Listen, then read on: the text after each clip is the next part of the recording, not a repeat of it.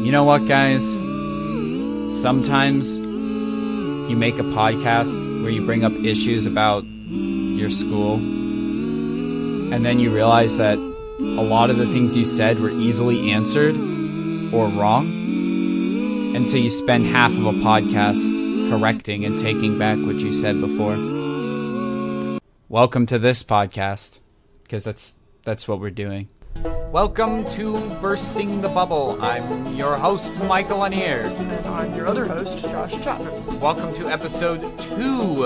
If you haven't listened to episode 1, it'd be great if you could go listen to it, because we are going to now kind of take the episodes as a kind of addressing questions in one part, and then in the other half of the podcast, we'll be talking about some new stuff that has come to light really recently. Also, we're going to make this one a lot shorter. We're going to make it a lot. That last one was so long. But again, we're recording outside. I realized we got a leaf blower in our last podcast, so maybe we'll get some really cool sounds of nature again like that, like a leaf blower or an airplane or something. Leaf blower? Yeah. That's not nature. Happy inauguration weekend, by the way. Woo! Yeah. Woohoo. If change doesn't come out of our podcast, if Dr. Jones doesn't do something, we're just going to take piles of garbage like calf food and burn it in front of Fisher. All right, in Fisher. That'd be better. Get Fisher burned down finally at last. CIU protests. Anyway, here are some answers and corrections from our last episode. We talked about professors being laid off and the library. We don't really have anything else to say about the professors being laid off. But as far as the library, the allocation of funds, there is one thing about the professors being laid off. Yes, there was a correction that I wish to make from the last episode. I claimed that CIU had censored a person's comment on their Facebook page, the CIU Gathering page. While I do believe that is what occurred, I do not know that for a fact, and I wanted to make that clear.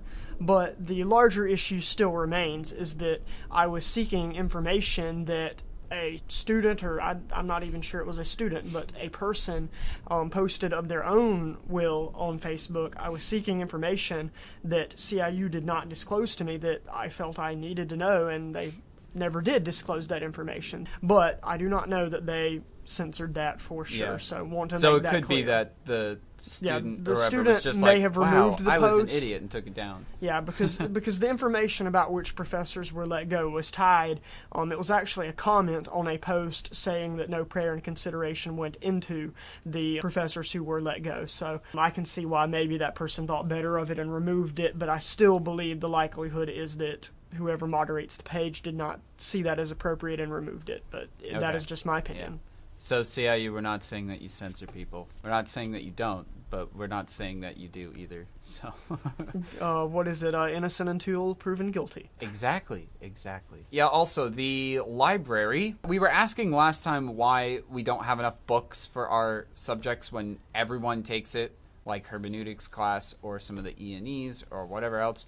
I've been speaking with some peoples since last week. Turns out that the library, for those of you who don't know, burned down in 2010. It was in a completely different location, and it burned down. And because of the huge funds needed to build a brand new library, they put a book buying freeze because they were able to save all of the books that are in the library now, but a lot of them did, in fact, burn with the library. And some actually, like, ancient irreplaceable documents burned. It's crazy. The library we have now is bigger and better than the library we had before. So not only is it new, but it's much more than we had before. Just last year, the freeze was lifted, so they actually are buying books to replace those that were lost, especially for classes that need books like hermeneutics. So they have actually been doing that. They've just only had a year to do it. Yeah, but what I'm wondering is why this ban in the first place. I can see needing to save funds, but it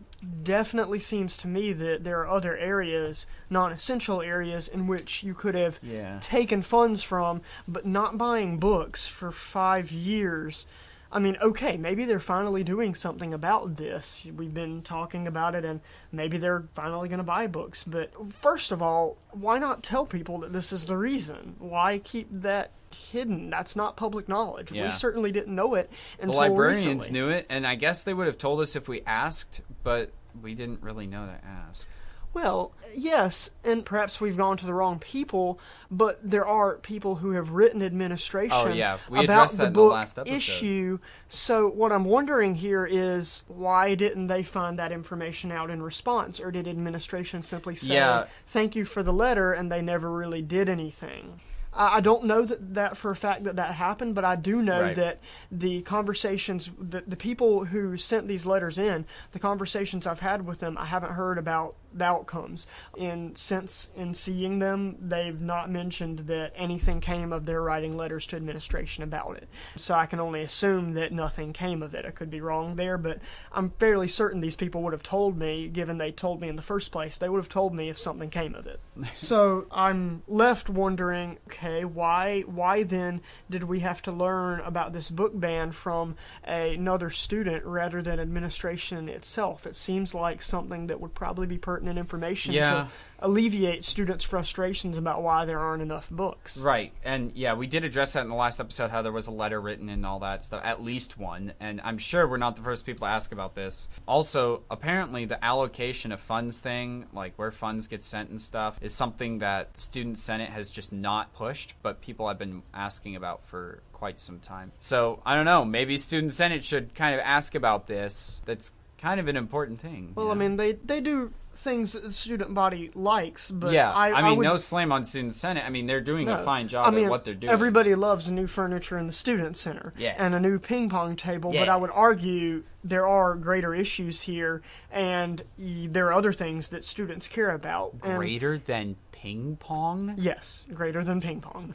But I do feel like that actually is an issue in and of itself somewhat, that maybe administration or student senate sees many of us as just, we're here to get an education and have fun while doing it, and we don't care to be involved or know about the larger issues. And I don't know about you, but that certainly isn't representative of me, and I feel like it isn't really representative of the student body in general. We want to be more involved than they think we do, I think. I think that made sense.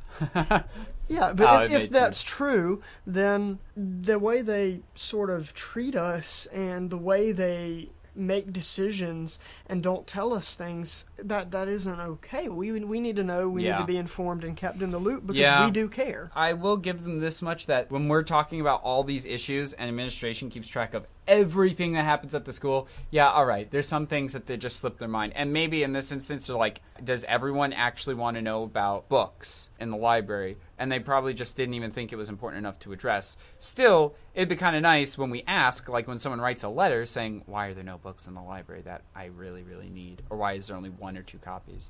It would be nice if they actually answered him, at least, whoever wrote the letter, just like, hey, by the way, here's an actual answer. Because then it leaves us in the last episode to be like, what's going on? Well, I'd like to bring up this too, that just going back to it, we kind of glossed over this, but one big question I have is, why a 5-year ban on books? That's true. This is a personal opinion, but that just seems kind of stupid to me. And I'm not making the decisions, but I'll just call it like it is. I do not understand that. Of all the things you could do to try to save money after having to build a new library, it's like succeeding in some way only to shoot yourself in the foot. You build a new library and then you handicap the very same library you just built. That just doesn't make sense to me. It seems like there's numerous other areas that are not vital and necessary that you could have taken funds from in the meantime to ensure the academic success of your students. I mean, that's what a college is all about. It's about academics. I agree. There are other places they could have taken the money from. There are other things they could have sacrificed, or however you want to say that, to get the books. But we just wanted to let you guys know that we actually have some answers, just not all of them. Oh, and the track team is running over there. Oh, good. They're not running over here. I'm relieved, because that would totally interrupt our podcast. And like it just did. It's nice sounds of nature over there. Guys calling out to each other as they run on the leaves. Also, it's interesting that I found out, you guys think I'm just sitting here complaining that Josh and I are just like two grumpy old men. Oh, I did say that. But we True actually enough. go find answers. Like, I found out that the Ram Shack is connected to the cafeteria. It's like an offshoot of the cafeteria. So they're charging $150 instead of $100. We talked about that. And some of that is going to the caf, apparently. While you did find this out, so that's helpful to know, I still wonder if it's fully connected in the sense that one business, one cash register, you might say, can sell items for and make a profit for two separate entities. What I mean by that is, okay, the CAF might be, or the Ram Shack may be affiliated with the CAF, but I don't know this for a fact, but I suspect that it's affiliated in as much as the food purchases. But I really don't see the CAF selling CIU apparel. Yeah, apparel, like Mugs, the clothing and sweatshirts and stuff. That's kind of weird. That doesn't quite fit because Yeah. I believe it's Pioneer Food Services or something, but that runs our CAF for us. Mm-hmm. For them to sell CIU apparel, it seems more like that's CIU. So then I'm left wondering, okay, so us getting more Ram bucks still seems like the school's got a part to play in that and still is somewhat making a profit off of certain products in the Ram Shack. But it is an interesting thing to know that the cafeteria is running it. And if it is true that they're fully running it, then maybe the reasons of why would they need $50 additional from students. Just questions there that don't quite make sense as far as how things are being allocated. But we are finding some answers. Yeah. But with each answer, There's more questions.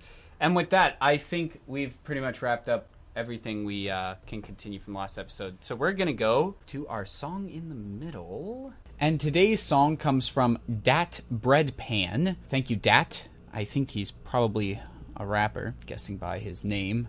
And actually, I don't even know what a bread pan is. Have you guys ever heard of a bread pan? Maybe it's just like a baking sheet or something? I don't know how you bake bread. Don't ask me these things.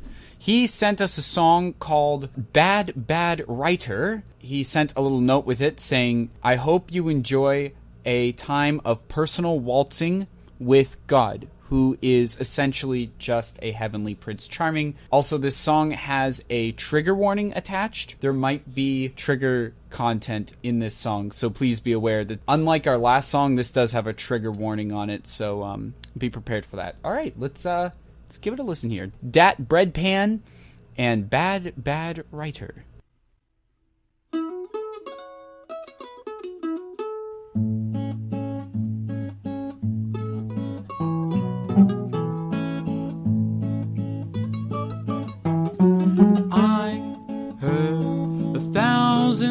Waltzes that sound like this one here, but I've not heard a waltz that so strongly assaults my ear. And to the man who wrote this piece, I would like to say a few words. You're a bad writer. It's who you are. It's who you are. It's who you are and disliked by me. It's who you are. It's who you are. It's who you are. I've seen many searching for music far and near. This song doesn't cut it. It doesn't even come near. But we have to say we like it to keep popularity. You're a bad writer. It's who you are. It's who you are. It's who you are and disliked by me. It's who you are. It's who you are. It's who you are. You are awful in your music skills. Did you pick them up out of goodwill? And I'll criticize your music still, always. Words so undeniable, can you even speak against what I have said here about this tasteless freak? As this song just repeats itself and it goes on to repeat itself and again. repeats itself and again and again and again. You're a bad, bad writer. Sing it out. It's who you are. It's who you are. It's who you are and disliked by me. It's who you are. It's who you are. It's who you are. You're a bad, bad writer. It's who you are. It's who you are. It's who you are and disliked by me. It's who you are. It's who you are. It's who you are. I've heard 1,000 waltzes that sound like this one here. Well, I thought that song was absolutely fantastic, in most places anyway. I don't know why there was a trigger warning on it, to be honest. Although when he said tasteless freak, I don't know what he was talking about there. I thought the song was great. I didn't think there was anything wrong. Yeah, I mean, it's straight to the point. Yeah. Doesn't beat around the bush. Maybe that's why it has that trigger warning on it. Yeah, I gotta admit, I am out of breath, though, because I was waltzing around the pavilion here with Josh was giving me weird looks. But hey, you know what? Forget you. How could anyone dance to that music? I was having my waltz time with God, okay? All right, I won't judge. I won't judge. All right. Political correctness reigns. That's good. That's good. Wait, what? Never mind. Forget it. We're moving on to our next issue. Wait, let's just move on. Actually, first, let me say, with some news, the Seussical cast list was posted. We like to keep you guys in the loop. So the Seussical is happening here with the CIU players. There's no issues there, nothing like that. But guess who's the cat in the hat? It's yours truly. Actually, that might be an issue. A little Let's move on. self-promotion there. Yeah, shameless self-plug. I don't know when the show's going to be, but come see it anyway. But yeah, but There's in all some news. seriousness, the last play was excellent. So the was CIU great. players know what they're doing. Go out and support them. It's great thing. You'll Yeah. enjoy it. Fantastic. So on Monday, something's happening that is confusing me a little bit.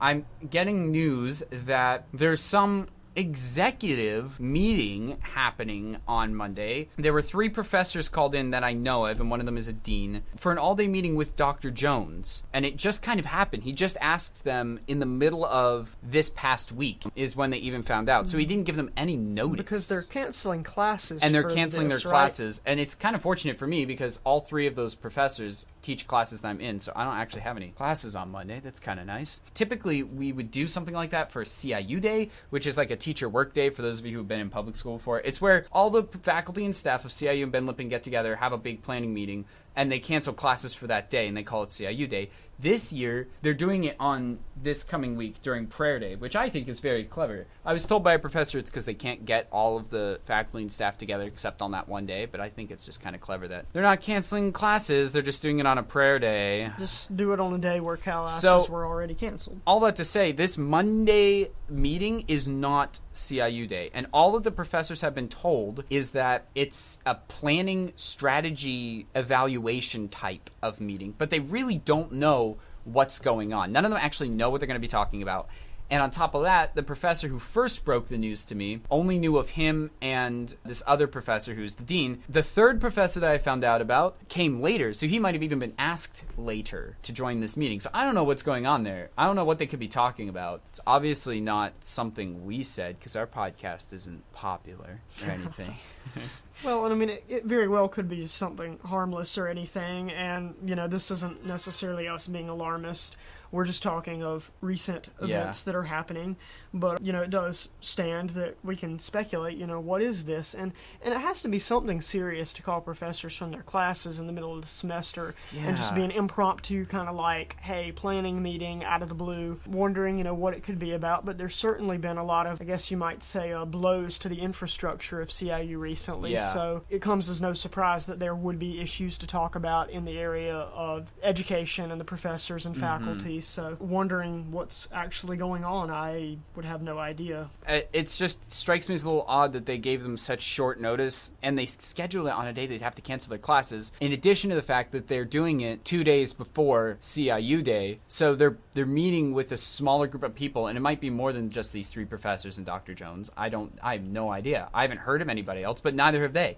So they're doing it this close to CIU Day when they're going to meet with everybody. They're meeting with a small group of people who have more influence over these things, because I know they all have more influence than most of the other faculty. And then on CIU Day, they're meeting with everybody. So I'm wondering, Are they trying to put something in place? Is something going on that we don't know about yet? If that is the case, it might not be the case. It might just be a regular meeting. Well, if it's the case, I'm just a little concerned that I wouldn't have even known about this if I hadn't had a class with all 3 of the professors. Going back to one of our main issues and reasons for this podcast, transparency, it's really sad that we would have to be that way, and if circumstances weren't what they were, I don't believe we would be that way. But anymore, when something's going on and they don't really tell anyone about it, it just raises issues, it raises questions, because we've learned that, decisions can be made, like the laying off of professors. Decisions can be made in the blink of an eye, and nobody knows about it. I mean, these decisions were made before the professors themselves, obviously, but they would be made before the professors know, but the email was sent out almost before people knew about it.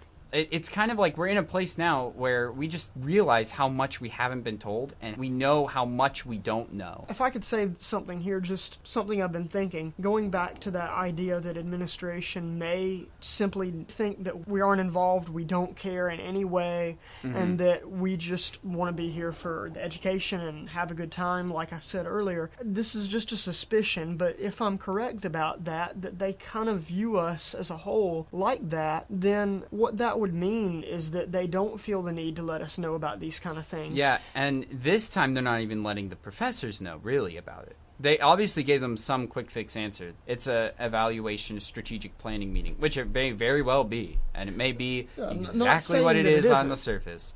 It just seems odd that these 3 professors, too, because their faculty all carry more influence than the other faculty in different areas, and it seems weird that these 3 professors in particular are all called in at the same time. They just don't seem like they don't have anything in common to me. I feel like the areas they have influence over, they don't have anything in common. I'm just kind of knowing of some of them, I know that they do have influence over areas, but not really related areas, like you're saying. So it would make sense why they would be in on a big meeting to a degree, but why just them? Still, going back to that issue, to me, it's sort of even like the government of our country at the moment in a lot of ways, but in that when a government, any kind of administration, thinks that its constituency no longer really cares about its actions and what it does and would rather just not be involved, just don't tell me what you're doing. Right.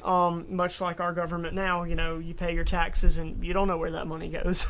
Yeah. But in the same sense, I think that's kind of why we don't have the transparency we want, is that CIU and its administration kind of is running autonomously apart from the student body, and that they think we don't want to know about what's going on or really play a part in the decisions. Yeah. So they just don't tell us. It may be that they're not actively trying to hide something from us. They just don't think we want to know. Exactly. And we're trying to get the point across that, hey, your student body is interested. We would like to know. At least some of us. At least 2 of us.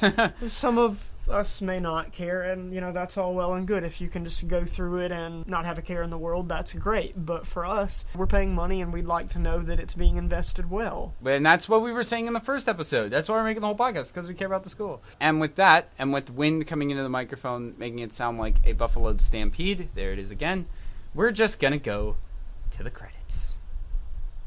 You have been listening to Bursting the Bubble, Episode 2, hosted by Michael Lanier and Josh Chapman. Bursting the Bubble was created by Michael Lanier. This episode was formatted, edited, and produced by Michael Lanier.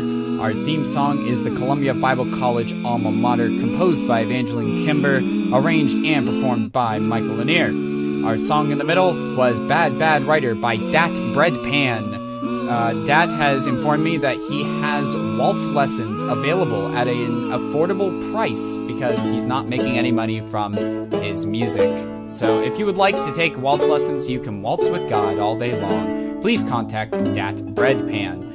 If you would like to get in contact with Bursting the Bubble, get on the show, or just express an opinion, we'd love to hear from you. Please email us at chainsawsinchapel@gmail.com, which is, yes, still a real email address. Or preferably, if you'd like to send us a paper letter, which I know you won't, but if you want to, please send it to Box 549. That's Campus Box 549. Please remember that Bursting the Bubble does not hold or believe necessarily any beliefs or policies that CIU holds or believes, and is in no way affiliated with Columbia International University. Thanks for listening. We'll see you next time.